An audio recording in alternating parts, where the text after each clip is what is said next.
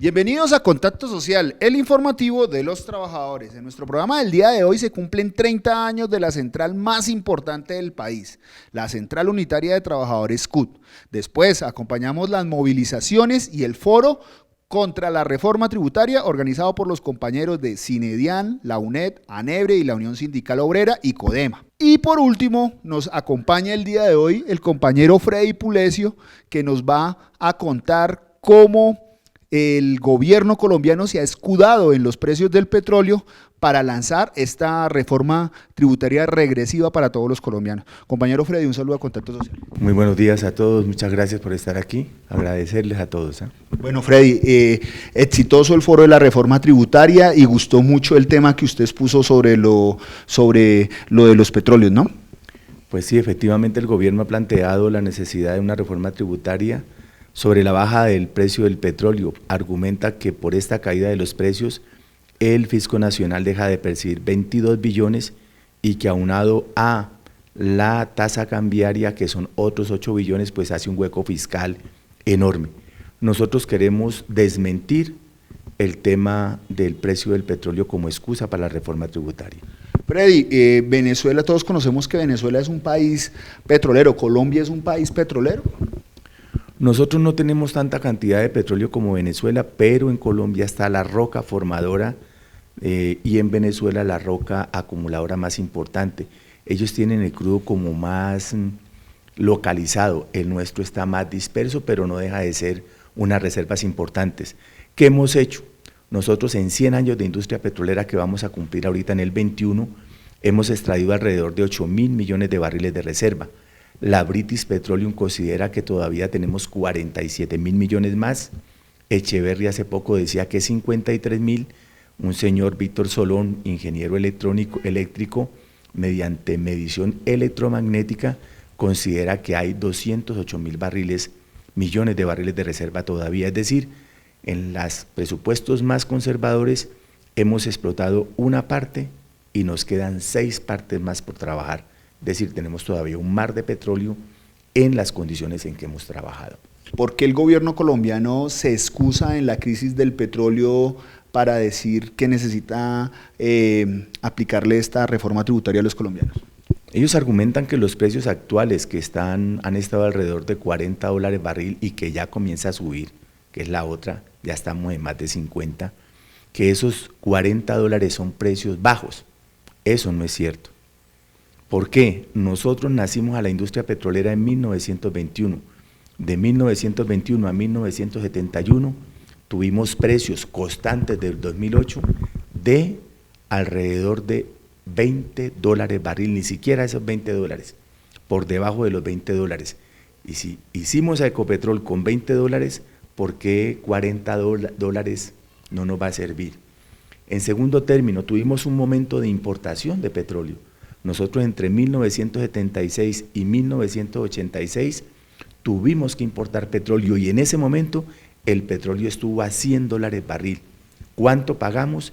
$5.000 millones y no hubo necesidad de reforma tributaria. ¿Lo pagó Ecopetrol con qué? Manejando bien la petroquímica y manejando bien su refinación. No hubo necesidad de lo que se está planteando hoy. ¿Qué ha pasado en los últimos años? A partir del 2005 comienza un repunte del precio del petróleo con subidas, con bajadas, pero que podríamos decir que ha estado en una constante que pasó de $20 barril a 100, 150, volvió a caer a 50 y ha estado en ese orden. ¿Qué hizo Uribe Vélez a partir de ese momento en que comienza a subir el precio del petróleo? En el momento de la bonanza petrolera de los últimos años. Primero, le hizo 32 exenciones tributarias a las transnacionales, que eso se ha convertido en el principal cáncer de la economía nacional, desplazando en su puesto al pago del servicio de la deuda externa que requiere del 22% del Producto Interno Bruto. Segundo, entregó crudos a futuro, ventas a futuro, Uribe Vélez a futuro en el 2005, cuando el precio del petróleo estaba subiendo, lo mantuvo en $25 barril, cuando ese precio estuvo a $90 barril sostenido. Tercero, Uribe Vélez entregó campos a perpetuidad como Caño Limón Coveñas a la Occidental, hemos perdido 13 billones por ahí. Uribe Vélez le entregó a la Occidental, la Cira Infanta, hemos perdido en 4 años 8 billones de pesos. Uribe Vélez le entregó a la Chevron, Chuchupa Ballenas. Por esos campos entregados a perpetuidad, hemos perdido 43 billones de pesos. 43 billones, o sea que más que la crisis, también es que han regalado prácticamente todo el petróleo colombiano. Es eso, lo han regalado. Pero además Uribe Vélez acabó con el contrato de asociación en el cual ganábamos un 20%, un 40% por participación en la producción y un 20% en regalías. Quitó el contrato de asociación, lo eliminó y nos devolvió al contrato de la ignorancia cuando no conocíamos de la industria petrolera, al contrato de concesión. En ese contrato de concesión, el país recibe 0% por participación en la producción y escasamente un 8% por regalías. Y en este sistema de concesión moderna de Uribe Vélez, a través de la Agencia Nacional de Hidrocarburos, de una geografía de 1.250 kilómetros cuadrados, se han concesionado 700.000 kilómetros cuadrados, es decir, más de la mitad del territorio nacional. Entonces no es un problema de los precios, es un problema de las gabelas que Uribe Vélez y otros han hecho, y Santos también, porque Santos dijo 32 exenciones tributarias, no, eso es mucho, vamos a acabar con las más pequeñas, pero lo haremos en 30 años, porque en eso ellos dos están plenamente de acuerdo. Y que sigue un robo continuo, ¿no? ¿Qué pasa con Reficar en estos momentos y con el proyecto en Puerto Gaitán? Bien, aquí suceden cosas. Si a mí me dicen, señor, apriete el cinturón, necesitamos que nos dé platica para el Fisco Nacional, y la utilizan bien, uno dice, oye, vale la pena. En Europa le sacan uno hasta la lengua, el 36, el 40, el 50% de lo que uno se gana se va para el Estado, pero el Estado te garantiza salud, te garantiza educación, te garantiza seguro al desempleo, te garantiza pensión, es decir, vale la pena. Pero aquí la plática que nosotros damos para la salud se la roban, y la plática que pagamos en la gasolina, por ejemplo, porque aquí bajó el petróleo, pero no bajó la gasolina, o ha bajado, Germán, no ha bajado. Esa plática se la están robando. ¿Qué pasó en Reficar? En Reficar invertimos 8.000 millones de dólares para aumentar la capacidad refinadora en 165.000. Y resulta que uno va a ver la capacidad real de carga de las refinerías de Cartagena y de Barranca Bermeja, y nos encontramos que las dos refinerías están dejando de cargar 161.000. Metimos 8.000 para cargar 165.000 más, y estamos dejando de cargar más o menos lo mismo que deberíamos haber aumentado. Esto es un robo. ¿Cuánto se robaron en Reficar? 4.016 millones de dólares. ¿Se los robaron en cuánto tiempo? En 6 años. En 6 años, 4.016 millones de dólares. Y a mí, que se hayan robado los 4.000, me duele. Pero que se hayan robado los 16 millones, eso me emputa. ¿Y por qué? Porque en los últimos 3 años, la refinería vieja de Cartagena, que tiene capacidad de carga de 75.000 barriles por día, ha estado parada porque en medio de ese robo no hubo 10 millones de dólares para ponerla a punto. Integrar la refinería vieja con la nueva en Cartagena nos cuesta otros 30 millones de dólares. Hacer 2 tanques de almacenamiento de 200.000 barriles nos cuesta 12 millones de dólares. Traer un oleoducto de Caño Limón a Cartagena para tener el suministro seguro de crudos para las refinerías nos cuesta 180 millones de dólares. Total, poner esas 2 refinerías a punto, integrarlas y ponerlas a funcionar a 210.000 barriles por día nos cuesta 232 millones de dólares. No los hubo, se robaron 4.016, pero hoy hay 1.135 millones destinados a las refinerías y no aparecen 232 millones. A propósito de que se roban la plata y le aumentan más impuestos a los colombianos, los medios de comunicación juegan su papel. Entonces acá no pasa nada, acá es fiesta, acá es fútbol, y los únicos paros que existen en el mundo son los que hay en Venezuela. Pero este 17 se movilizaron otra vez las centrales, los trabajadores, los compañeros de la ETB, los maestros, y en los medios no pasa nada. Entonces veamos este informecito de la movilización del 17, Freddy. La CUT ha convocado el 17 de noviembre a una marcha en todo el país contra la reforma tributaria.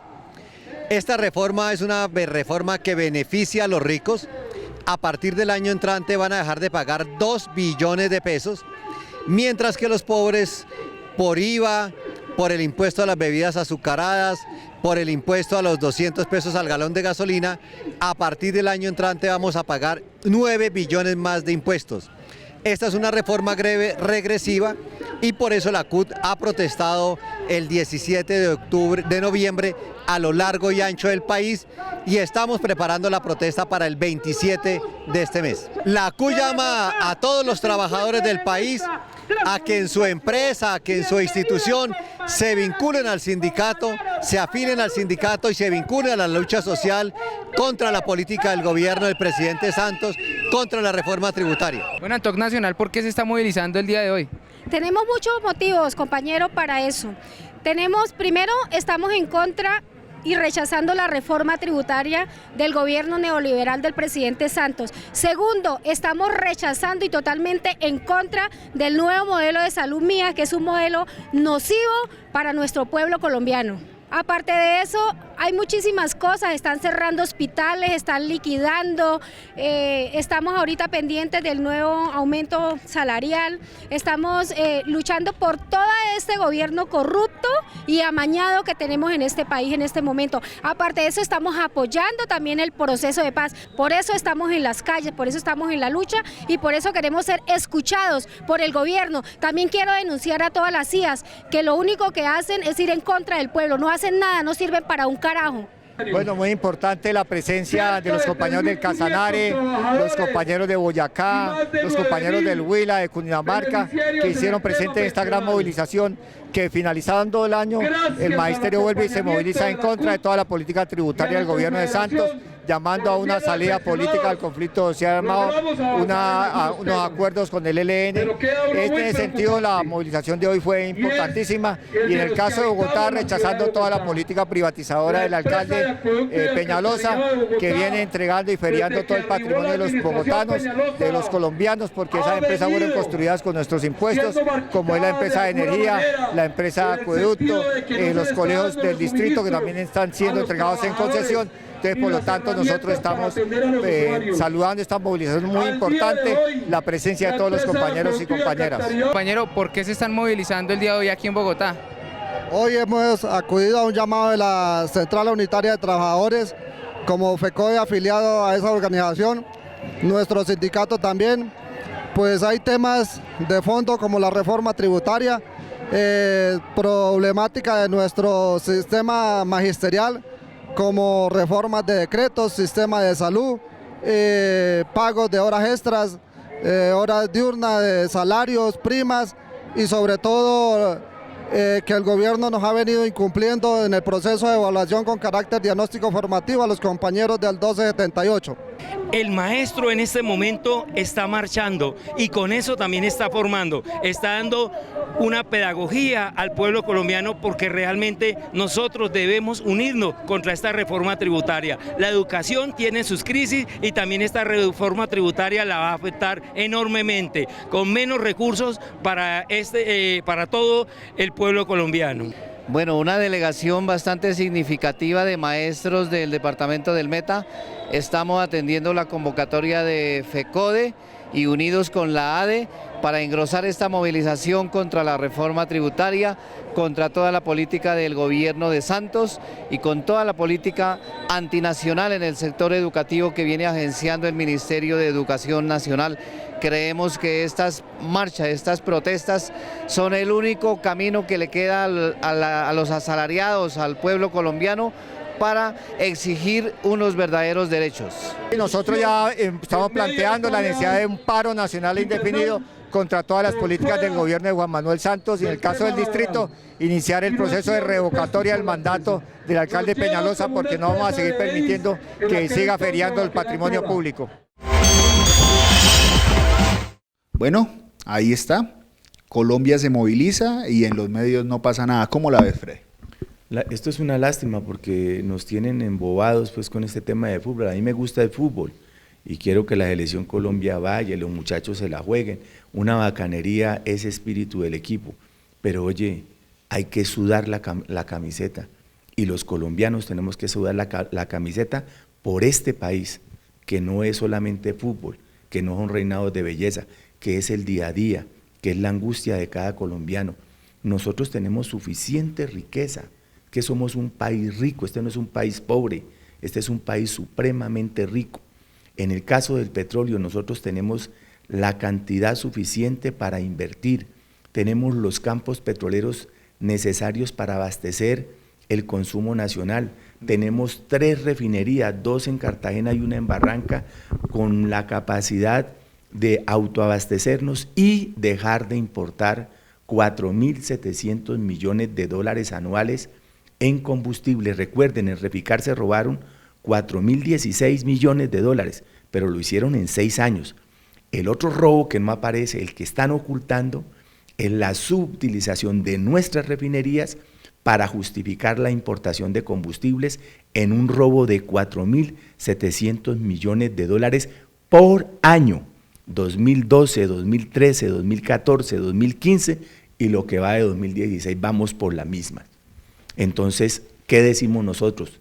Necesitamos no más de 1.500 millones de dólares o quizá 2.000 millones de dólares que los tenemos. Ecopetrol tiene en flujo de caja 6.000 millones de dólares anunciaron este año, 6.000 millones de dólares. De esos necesitamos 2.000 millones para meterle 1.000 millones a la refinería y para meterle 1.000 millones más a los campos nuestros productivos para ponerlos a punto y lograr que no tengamos necesidad de importar un solo barril de petróleo, de gasolina.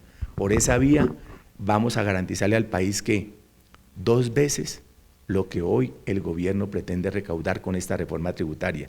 2 veces, Germán, 56 billones de pesos le vamos a dar al Fisco Nacional si nos dejan, desde luego, si nos dejan. Bueno, veo que la Unión Sindical Obrera, como muchas organizaciones sindicales, tiene una propuesta de país, tienen una propuesta económica de cómo solucionar nuestros problemas en el país, pero pues a los trabajadores no se les está escuchando. ¿Qué debemos hacer, Freddy, a propósito de seguir resistiendo frente a estas políticas del gobierno de Santos y el gobierno de Peñalosa? Pues yo creo que nos toca de verdad ponernos la mano en el considere. Primero que todo, asumirnos, porque yo no soy de la idea de que vivamos quejándonos. A mí cuando la gente llega que me duele por aquí, que me duele por allá, eso como que agota, cansa, molesta. Yo digo, oye, ¿dónde están las manos? Que todos digamos, aquí están estas manos, mis manos para construir país haciendo empresa, haciendo Ecopetrol, mis manos para construir país haciendo resistencia social, trabajando todos mancomunadamente por sacar este país adelante. Es maravilloso lo que tenemos. El otro escándalo enorme es cómo nos están acabando con el agua. Nosotros no somos una potencia petrolera, pero sí somos una potencia hídrica mundial y nos están acabando con el agua por sacar oro, carbón, petróleo, en fin, nos dejan ese daño, se llevan los recursos y nos quedamos sin agua. Bueno, Freddy, y a propósito de lo que debemos hacer los trabajadores por resistir frente a las medidas del Estado colombiano, esta semana se realizó el foro. Veamos cómo se desarrolló este foro contra la reforma tributaria. Estamos en el foro Reforma Tributaria más impuestos para los colombianos. ¿En qué impacta la economía de petróleos, Ecopetrol, frente a esta reforma tributaria a todos los colombianos? Lo primero que queremos decir es que la Unión Sindical Obrera se suma a las organizaciones sociales, a las fuerzas vivas, a los sindicatos, que rechazamos contundentemente esta reforma tributaria. Es una reforma regresiva, es una reforma que va a golpear a los bolsillos de todos los colombianos y consideramos que esta es consecuencia de las políticas erradas de este gobierno en materia social y en materia económica. Vemos que va una reforma que es necesaria, pero producto de una ineficiencia administrativa del Estado. El Estado que no ha sabido administrar los recursos, nuestros propios recursos. ¿Qué quiere decir esto? Que el boquete que tenemos fiscal lo van a asumir la clase trabajadora, la clase media, los asalariados, los que vamos a asumir la responsabilidad del sostenimiento fiscal de la nación. La afectación es general para todo el pueblo colombiano, pero hay un espacio especial al que nosotros le queremos poner atención y es el tema de las organizaciones no gubernamentales. El gobierno viene argumentando que por medio de ellas se viene haciendo evasión fiscal, se canalizan recursos y no se pagan impuestos, recursos considerables, y sabemos que es cierto, es decir, hay un nivel de corrupción que se maneja por medio de las organizaciones no gubernamentales, pero es sobre todo por medio de grandes empresas que generan fundaciones, por ejemplo, para hacer exención de impuestos, o incluso políticos, que como se miró hoy en el foro, utilizan las fundaciones o organizaciones no gubernamentales para canalizar una serie de recursos, algunos estatales, y no pagar los impuestos. Por supuesto, la otra conclusión importante es que acá las grandes multinacionales, los ricos y poderosos, los mayores capitales, no pagan lo que deberían pagar en impuestos. El gobierno está haciendo conejo con lo que planteó en principio de una reforma estructural al régimen de tributación en Colombia, completamente en contravía de la percepción de que las reformas estructurales frente al tema de tributación deben ir de la mano en el sentido de que se le debe de gravar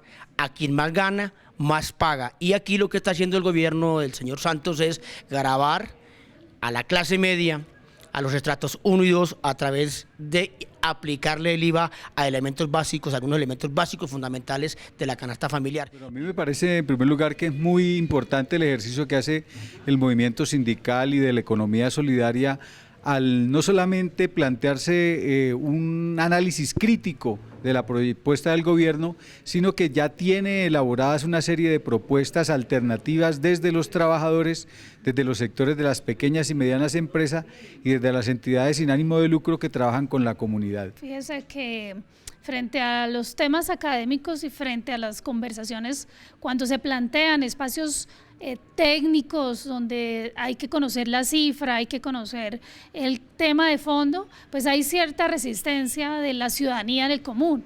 Hemos tratado de generar estos espacios que sean en un lenguaje más cotidiano, más del común, que la gente lo sepa interpretar, pero sobre todo sensibilizar al ciudadano, al dirigente, al del movimiento, al líder, para que conozca exactamente qué es lo que viene sucediendo frente a la reforma tributaria. Entonces, lo que hemos propuesto es, en primer lugar, elevar una demanda por inconstitucionalidad, por la violación de los principios de equidad y progresividad del actual proyecto del gobierno, y en segundo lugar, generar una mesa técnica que redacte un articulado con las reflexiones que este foro señaló, lo mismo que con las propuestas que fueron muy precisas de fortalecimiento de la DIAN, de los controles especiales para las entidades sin ánimo de lucro, de eliminación de las exenciones a las grandes empresas capitalistas transnacionales, de los sectores mineros, de gravamen a los terratenientes y a los terrenos que no son usados productivamente, y un sinnúmero de cosas que hoy este foro muy importante señaló. Y finalmente tener unas reuniones con los congresistas de los partidos de izquierda y de los sectores democráticos que quieran de verdad contribuir a la paz. Lo que se vio en este foro es que una reforma tributaria progresiva, equitativa y justa contribuye a la paz en Colombia. Entonces necesitamos que la gente también tenga coherencia política, y fue el llamado final como conclusión para que pues el Congreso que se elija sea un Congreso que realmente represente los intereses del pueblo y que no sean los intereses de las multinacionales y los de siempre que salen favorecidos en el tema de la reforma tributaria. Hemos dicho que las reformas tributarias están íntimamente ligadas con la privatización del patrimonio público, y en este contexto lo que queremos manifestar es que tenemos que ir de la mano defendiendo lo público, defendiendo el patrimonio estratégico de la nación, pero también movilizándonos para rechazar reformas tributarias regresivas como esta que está cursando en el Congreso de la República. Salgamos y protestemos y digamos no a la reforma tributaria. Si nosotros no protestamos, si nosotros no decimos nada, pues la cosa va a seguir igual. Hay que crear un cambio, decir no a lo que se viene, no a la reforma tributaria. Creemos que este espacio tiene que salir de las cuatro paredes, ir a las localidades como lo está haciendo la coordinadora, a la Ciudad Bolívar, a Usme, a Kennedy, a todas las localidades, y que la gente, los que están sintiendo esa reforma, sean los que salgan. No vamos a salir a marchar siempre las centrales o los trabajadores, no. Vamos a salir de la mano con todas las comunidades para que defiendan esa alternativa, porque ya hay alternativa a esa reforma tributaria, es decir, que salga desde abajo esa alternativa para doblarle el pescuezo, tumbar esa reforma y que de verdad haya una reforma tributaria, pero donde los que más tienen sean los que más aporten y no como lo están haciendo ahora.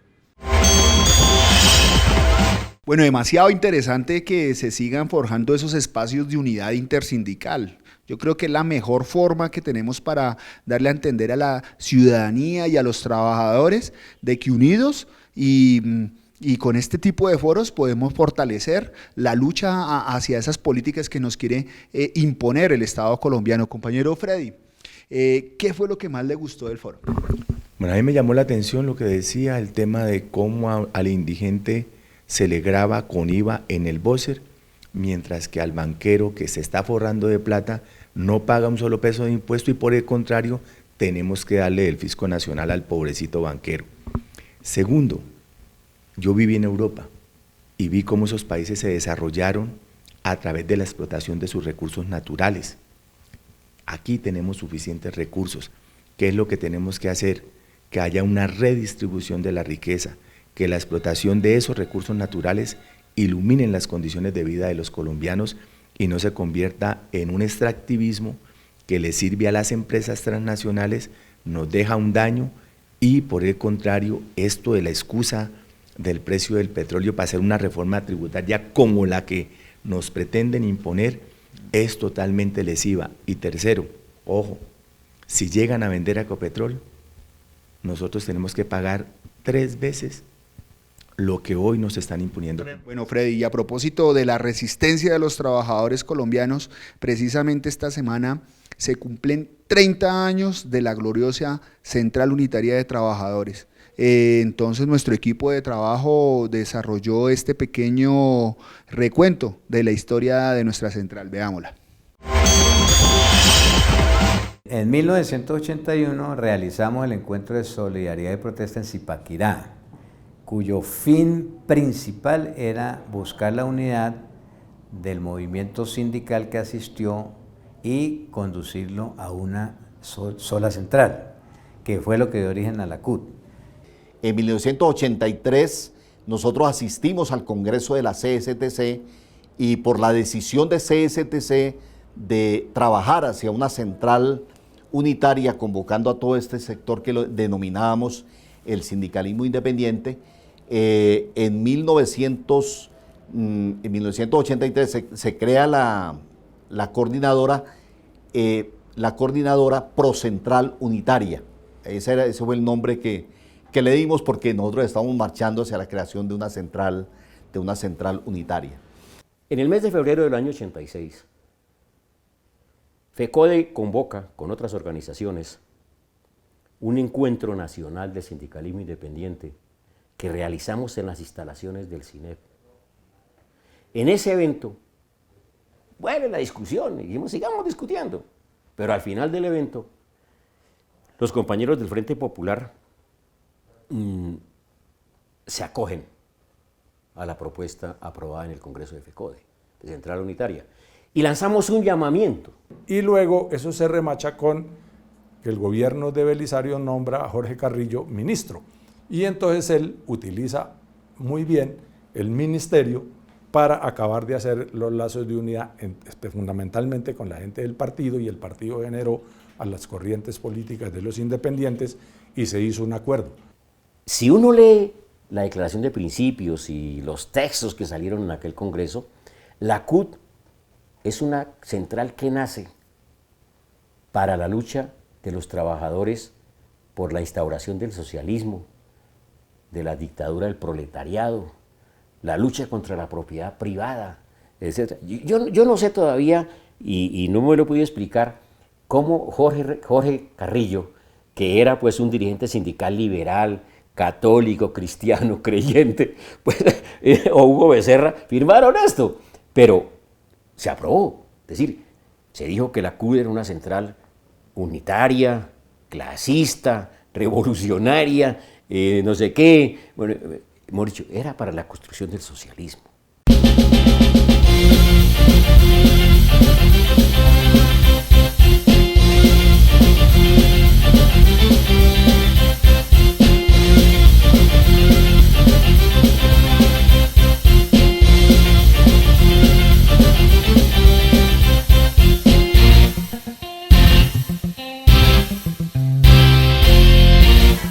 Contacto Social, el informativo de los trabajadores.